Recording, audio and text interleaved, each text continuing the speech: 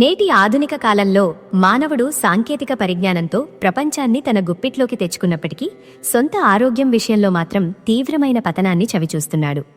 50 లేదా 60 ఏళ్ల ప్రాయంలోనే అనేక దీర్ఘకాలిక రోగాల బారిన పడి శారీరక మరియు మానసిక వేదనతో అల్లాడిపోవటం మనం నిత్యం చూస్తున్న దృశ్యం.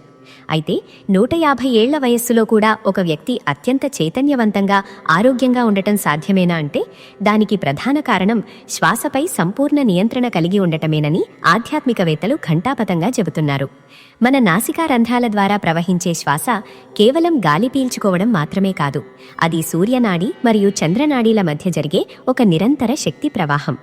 ఈ రెండు నాడీ వ్యవస్థల మధ్య సమతుల్యతను సాధించడం ద్వారా మనిషి తన ఆయుష్ను ఊహించని రీతిలో పెంచుకోవచ్చు. శాస్త్రీయ కోణంలో విశ్లేషిస్తే ఒక సామాన్య మానవుడు రోజుకు సగటున 21,600 సార్లు శ్వాస తీసుకుంటాడు, అంటే నిమిషానికి సుమారు 15 సార్లు. కానీ ప్రకృతిలోని ఇతర జీవులను గమనిస్తే ఒక రహస్యం బోధపడుతుంది. ఉదాహరణకు తాబేలు నిమిషానికి కేవలం ఒక్కసారి మాత్రమే శ్వాస తీసుకోవడం వల్ల అది 300 ఏళ్లకు పైగా జీవించగలుగుతోంది. మనమెంత నెమ్మదిగా లోతుగా శ్వాస తీసుకుంటే అంత ఎక్కువ కాలం జీవించే అవకాశం ఉంటుంది. వేదాల ప్రకారం మనిషి కనీస ఆయుష్ 120 ఏళ్లుగా నిర్ణయించబడింది. కానీ నేటి ఉరుకుల పరుగుల జీవితం, మితిమీరిన మానసిక ఒత్తిడి వల్ల మనిషి వేగంగా శ్వాస తీసుకుంటూ తన ఆయువును తనే స్వయంగా తగ్గించుకుంటున్నాడు.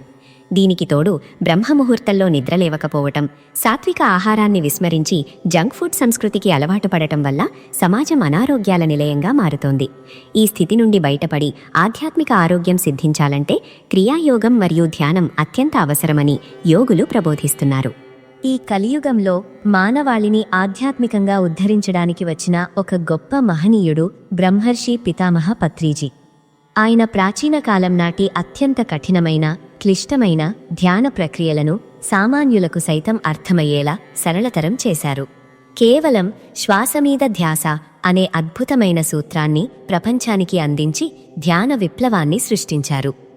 యోగశాస్త్రంలోని ప్రాణాయామంలో కుంభక ప్రక్రియకు విశిష్టమైన ప్రాముఖ్యత ఉంది. శ్వాసను లోపల ఆపడాన్ని అంతర్కుంభకమని, బయట నిరోధించడాన్ని బాహ్య కుంభకమని పిలుస్తారు. ఈ శ్వాస ప్రక్రియను ఒక ఆర్థిక పొదుపుతో పోల్చవచ్చు. మనం బ్యాంకులో ఉన్న సొమ్మును ఎంత పొదుపుగా వాడుకుంటే అది అంతకాలం మనకు అండగా ఉంటుందో, అలాగే మనకు కేటాయించబడిన శ్వాసలను ఎంత నెమ్మదిగా, జాగ్రత్తగా వాడుకుంటే మన ఆయుష్ అంతగా వృద్ధి చెందుతుంది. పత్రిజీ బోధించిన ధ్యాన పద్ధతిలో సుఖాసనంలో కూర్చుని వేళ్లలో వేళ్లు పెట్టుకుని కళ్ళు మూసుకోవడం వెనుక లోతైన శాస్త్రీయ విజ్ఞానం దాగి ఉంది. మన శరీరంలోని ప్రాణశక్తి ప్రధానంగా కళ్ల ద్వారా, చేతులు మరియు కాళ్ల చివరల ద్వారా నిరంతరం బయటకు విసర్జించబడుతూ ఉంటుంది. అందుకే ధ్యాన సమయంలో కాళ్లు కట్టుకుని వేళ్లు లాక్ చేయడం ద్వారా ఒక సర్క్యూట్ ఏర్పడి ఆ విశ్వశక్తి బయటకు పోకుండా మన శరీరంలోనే ప్రవహించేలా చేయవచ్చు. కళ్ళు మూసుకున్నప్పుడు బాహ్య ప్రపంచంతో సంబంధం తెగిపోయి మనస్సు సహజంగానే శ్వాసపై లగ్నమవుతుంది. మనస్సు ఎప్పుడైతే శ్వాసతో అనుసంధానమై స్థిరపడుతుందో అప్పుడు ఆత్మప్రకాశం పెరిగి మన సూక్ష్మ శరీరం అపరిమితమైన శక్తిని సంతరించుకుంటుంది. పురాణ కాలంలో విశ్వామిత్ర మహర్షి బ్రహ్మర్షి స్థాయిని చేరుకోవడానికి ఎన్నో కఠినమైన పరీక్షలను, ఆటంకాలను ఎదుర్కోవాల్సి వచ్చింది. ఆయన తనలోని కామ, క్రోధ, లోభ, మోహ, మద, మాత్సర్యాలనే అరిషడ్వర్గాలను జయించి ఆ అత్యున్నత స్థితిని పొందారు. ఆధునిక కాలంలో పత్రిజీ కూడా తన ఉద్యోగాన్ని, వ్యక్తిగత సంసార జీవితాన్ని పక్కన పెట్టి కేవలం లోక కళ్యాణం కోసం, ధ్యాన ప్రచారం కోసం తన జీవితాంతం నిరంతరం శ్రమించారు. అందుకే ఆయనను ఈ కాలపు విశ్వామిత్రుడిగా, బ్రహ్మర్షిగా భక్తులు మరియు సాధకులు గౌరవిస్తారు. కర్నూలులో ఆయన మొట్టమొదటి పిరమిడ్ నిర్మించినప్పుడు భవిష్యత్తులో ఇది ప్రపంచవ్యాప్త ఉద్యమంగా మారుతుందని ఎవరూ ఊహించలేదు. పిరమిడ్ అనేది ఏదో విదేశీ సంస్కృతి నుండి వచ్చిన నిర్మాణం కాదు. మన సనాతన ధర్మంలోని శ్రీచక్ర మేరువైన, పురాతన దేవాలయాల్లోని గర్భగుడి పైన ఉండే గోపురమైన, పవిత్ర కైలాస పర్వత ఆకారమైన అన్నీ పిరమిడ్ ఆకారాన్ని పోలి ఉంటాయి. మానవ శరీరం కూడా ఒక అద్భుతమైన పిరమిడ్ వంటిదే. మనం పద్మాసనంలో కూర్చున్నప్పుడు మన మోకాళ్ళు మరియు శిరస్సు కలిపి ఒక త్రిభుజాకార క్షేత్రాన్ని ఏర్పరుస్తాయి. పిరమిడ్ నిర్మాణంలో ఉండే ప్రత్యేక కోణాల వల్ల విశ్వశక్తి అందులో కేంద్రీకృతమై ఉంటుంది. సాధారణ ప్రదేశాల్లో చేసే ధ్యానం కంటే పిరమిడ్ లోపల చేసే ధ్యానం 3 రెట్లు ఎక్కువ శక్తిని మరియు ఫలితాన్ని ఇస్తుందని అనుభవజ్ఞులైన సాధకులు ధృవీకరిస్తున్నారు. చాలా మంది మేధావులు ప్రారంభంలో పత్రిజీ ప్రచారాన్ని చూసి కొంత అసహనానికి గురవ్వడం సహజం.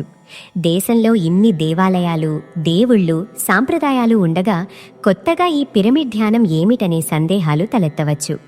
అయితే అనుభవపూర్వకంగా చూసినప్పుడు మాత్రమే దీని గొప్పతనం అర్థమవుతుంది.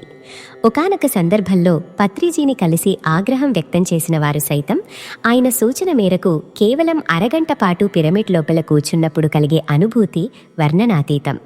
సమయం తెలియకుండానే గంటల తరబడి ధ్యానంలో ఉండిపోవడం, కుండలిని శక్తి జాగృతమైనప్పుడు కలిగే ఆత్మానందం పిరమిడ్ శక్తికి నిదర్శనం. హిమాలయాలలో అత్యంత కఠినమైన పరిస్థితుల మధ్య తపస్సు చేసినప్పుడు లభించే వైబ్రేషన్స్ మన ఇంటి వద్ద ఉండే పిరమిడ్ లోపల కూడా పొందవచ్చని ఇప్పుడు స్పష్టమవుతోంది.